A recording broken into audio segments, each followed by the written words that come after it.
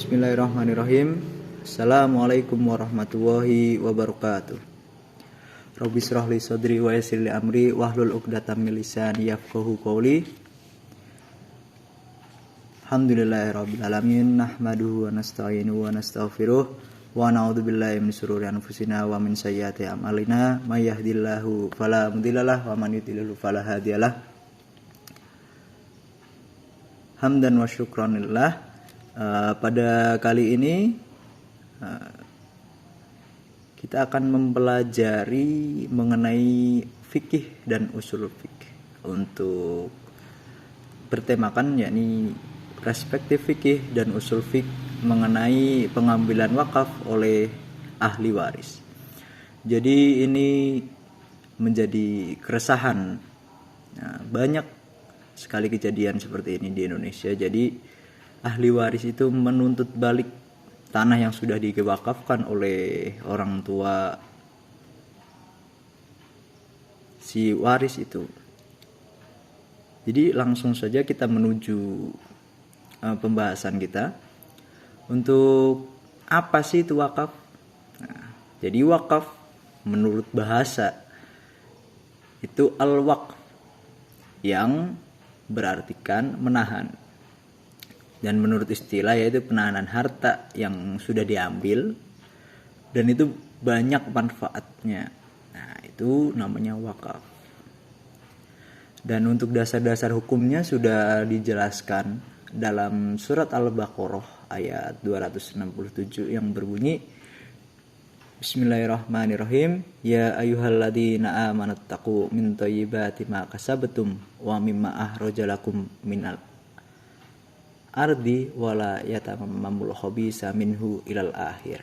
Yang artinya, hai orang yang beriman, nafkahkanlah sebagian dari hasil usahamu yang baik-baik dan sebagian dari apa yang kami keluarkan dari bumi untuk kamu, dan janganlah kamu memilih yang daripadanya padahal kamu sendiri tidak mau mengambilnya. Jadi di sini saya jelaskan mengenai macam-macam wakaf. Dan untuk wakaf yang pertama yakni wakaf ahli, yaitu wakaf yang ditentukan kepada orang yang tertentu, seseorang atau lebih. Dan wakaf itu diberikan kepada orang yang terdekat dari kita, misalnya saudara kita atau adik kita sendiri, itu bisa. Itu namanya wakaf ahli. Dan untuk wakaf khairi, yaitu wakaf yang secara tegas nih, untuk kepentingan keagamaan atau ke masyarakat. Seperti contohnya kita memberikan tanah kita untuk dibangun menjadi masjid, sekolahan, rumah sakit, jembatan atau panti asuhan. Nah, itu namanya wakaf khairi. Jadi saya ulangi, bahwasanya macam-macam wakaf itu ada dua. Yang pertama wakaf ahli, itu wakaf yang diberikan kepada saudara kita sendiri, orang-orang kerabat kita terdekat, dan itu banyak manfaatnya kalau diberikan kepada dia. Contoh, dia ingin membuat sekolahan juga boleh dari situ. Nah, kalau wakaf khairi itu wakaf yang memang secara tegas nih diberikan kepada umat, dan untuk kepentingan yang seperti tadi, bisa dibikin masjid, sekolahan, rumah sakit, bisa jembatan, panti asuhan, ya seperti itu.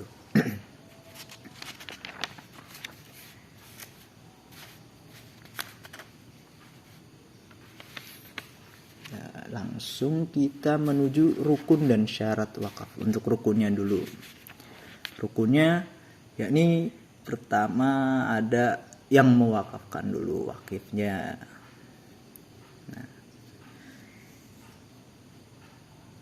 Ketika wakaf tapi tidak ada wakifnya kan tidak disebut wakaf ya. Jadi itu syarat yang pertama, kita harus ada wakifnya. Terus ada mauquf bih, yaitu orang yang mengatur untuk wakaf itu. Nah, itu harus ada. Nah, terus untuk rukunnya itu ada dua. Dan untuk syaratnya syarat yang ada dalam wakaf yaitu benda wakafnya itu dapat dimanfaatkan untuk jangka yang panjang, bukan yang misalnya baru dipakai sehari sudah rusak. Nah, kan syaratnya itu benda yang emang manfaatnya itu jauh, jangkanya itu panjang. Nah, bendanya itu terserah mau milik kelompok boleh, individu boleh, untuk persyaratannya itu. Terus benda wakafnya itu benda milik yang sempurna, bukan hasil colongan, bukan hak ngerampas. Itu harus milik full, mau itu punya kelompok, mau itu milik pribadi, yang penting itu hak full, hak milik full. Nah, itu. Dan benda wakafnya itu bukan benda yang dijual belikan, misalnya kayak itu dijual belikan tapi diwakafkan, itu tidak boleh. Dan untuk tujuannya pertama ya tadi mencari keridhaan Allah Subhanahu wa taala, itu sudah pasti, dan bisa berguna seperti itu. Dan kita langsung menuju ke yang topik pembicaraan kita, bahwasanya gimana sih perspektif fikih dan usul fikih mengenai pengambilan wakaf oleh ahli waris. Jadi untuk perspektifnya dari fikih terlebih dahulu, bahwasanya benda wakaf itu sudah tidak boleh diambil lagi. Ketika mau diambil itu sudah hukumnya sudah haram, tidak boleh. Dan untuk usul fikihnya, bahwasanya ini ketika kita mengambil itu pasti banyak mudorotnya.